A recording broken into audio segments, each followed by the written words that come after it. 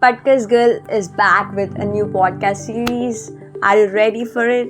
Yeah, it's about the formation of the earth, and we're reading from a book which I bought when I was a little kid. I don't remember the age, it was around 5th class, 6th class.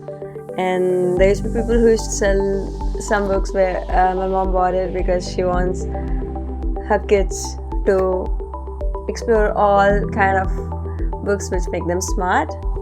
She wants to be a step ahead always in providing what we require. And I didn't read it much as a child. I was just looking at its pictures always because the pictures are very fascinating in this book. Hope I could show them, but because this is a podcast series, no, we're not showing them. And on popular demand of the people who are listening to this podcast, I'll post the pictures of this book on Instagram where you can refer and explore the visual eye candies and have fun. Okay, now let's just get back to the series after 1 minute of continuous yapping. For as long as human beings have observed and reflected on the natural world that they inhabit, they have told stories about the formation of Earth.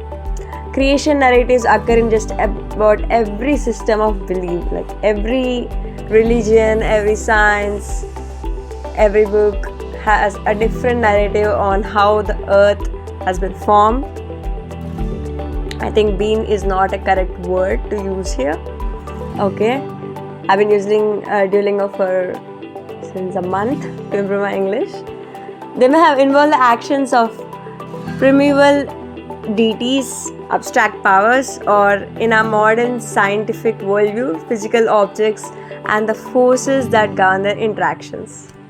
There is also a human urge to want to date the beginning of the earth as we know it. In the early 17th century, after carefully studying biblical chronologies that recounted the span of many kingships and long list of family descendants, Anglican Archbishop James Ussher announced as a fact that the creation of the earth had occurred at 9 a.m. on October 23rd in the year 404 BC. How funny to mention the time. Ussher's calculations and their implications were widely accepted for more than a century, but then scientific study of rock formations and fossils suggested that Earth had existed longer than Ussher supposed. We now know that the Earth and the rest of our solar system formed together about 4.6 billion years ago from a huge cloud of gas and dust following a gigantic star explosion within the universe. The Sun formed at the center of some debris. Chunks of matter coalesced into planets, including Earth, in a process known as accretion. Earth's gravity continued to attract debris, which became incorporated into its surface. Over time, the fledgling Earth took shape.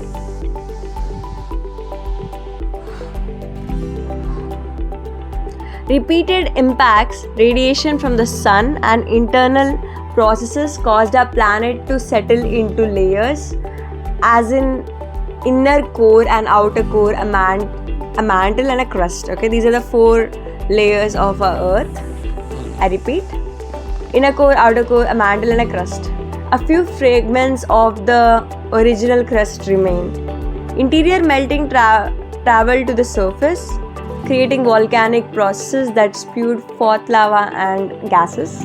These gases, including water vapor, gave rise to Earth's primitive atmosphere. The resulting precipitation accumulated over time to form Earth's first oceans. These materials and processes also set the stage for the appearance of life on planet Earth some 3.5 billion years ago. Okay, keywords, glossary. Accretion.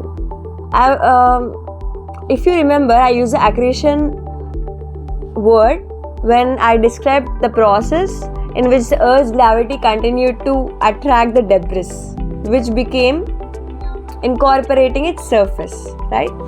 Okay, now what is accretion? Growth or increase in size by incorporation of external metals. In astronomy or geology, the gradual building up of a body through inclusion of incoming matter. Okay, now the aggregation. A mass composed of many distinct parts in geology, growth or increase in size by combining many distinct pieces of material into one body through heat, pressure or both. Okay, now let's exclusively talk about Earth's 4 layers. Earth has 4 major layers. The crust floats on the mantle and is the thinnest and least dense of the 4 layers. The crust of the ocean floors range from 2 to 7 miles thick and is composed of igneous rocks rich in iron and magnesium. Continental crust ranges from 6 to 45 miles thick. It is thickest under mountain ranges and contains much feldspar and silica and making it less dense than ocean crust. Over millions of years, the crust has been shaped into a variety of landscapes, including both continental and oceanic mountain ranges and deep oceanic trenches. Now, Earth's mantle is denser rock that extends about 1790 miles, 1790 miles towards the core. The mantle incorporates both brittle and molten layers. Temperature and pressure increase with the depth of the mantle. Earth's core lies beneath the mantle in 2 layers. The outer core, which is liquid, measures about 1400 miles thick. The inner core, which is solid, lies at the center of the planet. It is spherical with only 750 mile radius. Iron is the most common element in the outer and inner cores. The core and mantle are nearly the same thickness, yet the mantle comprises 84% of Earth's volume and the core only 15%. So, which layer has the most of the Earth's volume? It is mantle, and the core 15%. And guess what? The least is, you guess the right one. It's the crust. Okay. Now this is all with the chapter Formation of the Earth's introduction and Earth facts. We'll conclude this podcast with Earth facts. Mass 6.583 sextillion tons. Distance around equator 24,901 miles. Area 196,938,000 square miles and land area 57,393,000 square miles. Water area 139,545,000 square miles. And that's all, guys, with this podcast episode number 1 about formation of the Earth.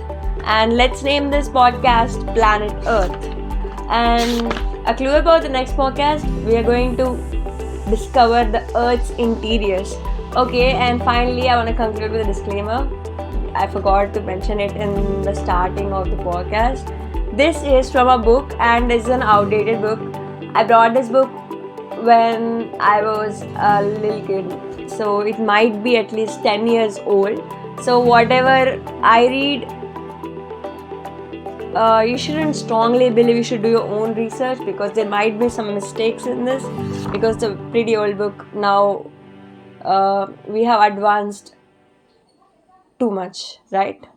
10 years back is like 100 years back age because we got new technologies which have proved some facts strong which were right back then.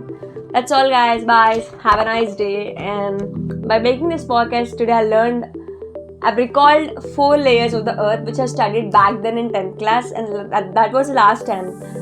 Never was it mentioned again in my upcoming education because I didn't go to related fields. So thank you for encouraging me to make such podcast and revise the content I've studied before. Thank you. Bye.